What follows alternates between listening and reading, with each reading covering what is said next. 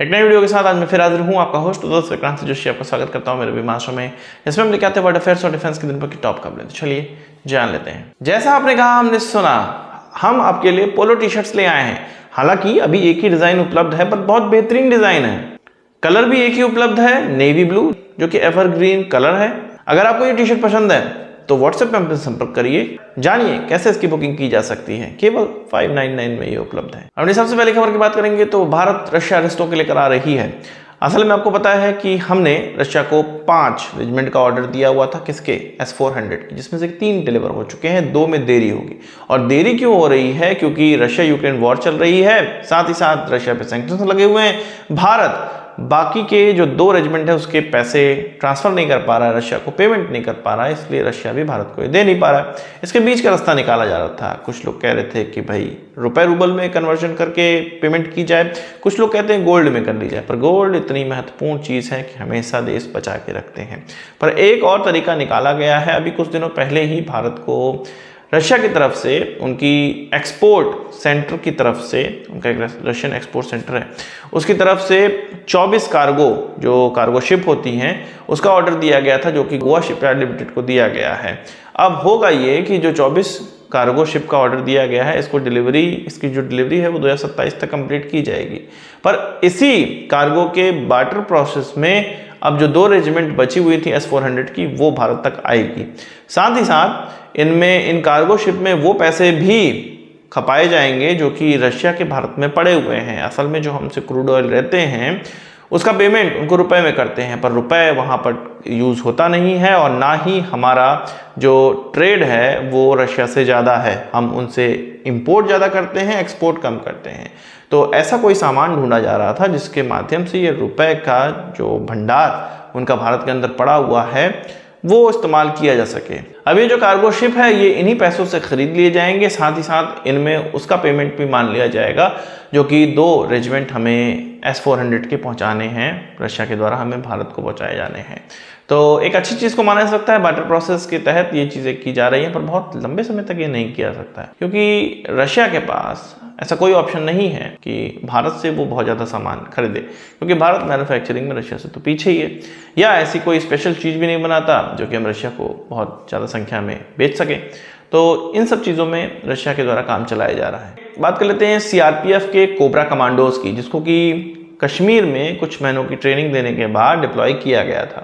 अब इनको वापस बुलाया जा रहा है, या वहां से इनका डिप्लॉयमेंट हटाया जा रहा है। बहुत से लोगों के मन में ये क्वेश्चन उठ रहा है कि ऐसा क्यों किया जा रहा है। आतंकवादियों के खिलाफ तो ये अच्छा काम कर सकते हैं, क्योंकि जंगल वॉरफेयर में ये बहुत माहिर हैं, पर असल में जो ऊपर के लोग हैं, जो ऑफिसर्स हैं, या जो हमारे सिक्योरिटी की प्लानिंग करने वाले हैं CRPF के खेमे में, या अन्य लोग, वो ये कह रहे हैं कि भाई अभी जो नक्सली हिंसा है वो इतनी भी कम नहीं हो गई है कि वहां से डाइवर्ट करके कश्मीर में डाल दिया चाहिए। ये जो डिसीजन लिया गया है ये गलत है, इसको रिवर्ट करना चाहिए, इसीलिए ये सारे डिप्लॉयमेंट हटाए जा रहे हैं। साथ ही साथ उनका ये कहना है कि भले ही कोबरा कमांडोज जंगल वॉरफेयर के लिए अच्छे हैं और उन्होंने बहुत अच्छा काम किया है 2008 के बाद जब से उनका गठन हुआ है, पर कश्मीर के लिए स्पेशलाइज्ड ट्रेनिंग की आवश्यकता है, और यहाँ पर आतंकवादियों का जो तरीका है वो कुछ अलग है। इसीलिए इन दोनों को कोरिलेट करने की कोई आवश्यकता है नहीं, और अभी नक्सली हिंसा को रोकने के लिए और नक्सलियों को ख़त्म करने के लिए ही कोबरा कमांडोज का इस्तेमाल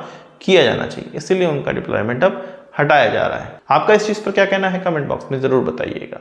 बात करते हैं बलूचिस्तान में एक बहुत बड़ा धमाका किया गया है पाकिस्तानी पोस्ट पर, और कुछ 15 से ज़्यादा पाकिस्तानी सैनिक मारे गए हैं इसमें। ये BLA के द्वारा अटैक किया गया है, और ये पंजगूर इलाके में किया गया है जो कि बलूचिस्तान के अंदर आता है। और अब इस तरह की जो घटनाएं हैं वो बहुत आम हो चुकी हैं। इतनी बार रिपोर्टिंग करने का तो मुझे मन भी नहीं करता है कि जितनी बार उन पर आक्रमण हो जाता है, जितनी बार उन पर अटैक हो जाता है। पाकिस्तानी सैनिक थोक के भाव मारे जा रहे हैं, और वो दिन दूर नहीं है जब बलूचिस्तान पाकिस्तान से अलग हो जाएगा। एक ऐसा लहर जिसमें कि पाकिस्तान कमज़ोर होता हुआ, कमज़ोर तो वो ऑलरेडी हो गया है, मतलब पाकिस्तान को ठोकने का एक लहर आ गया, तो वहीं पर बलूचिस्तान उससे अलग हो जाएगा। अब देखते हैं वो समय कब आता है, और उस समय जब वो समय आएगा तब POK भारत का हिस्सा, बलूचिस्तान अलग, और पेशावर अलग अफगानिस्तान के साथ जुड़ जाएगा। लहर की बात ही चली है तो चीन से कुछ देश जो दूरी बना रहे हैं उसकी लहर बढ़ती चली जा रही है।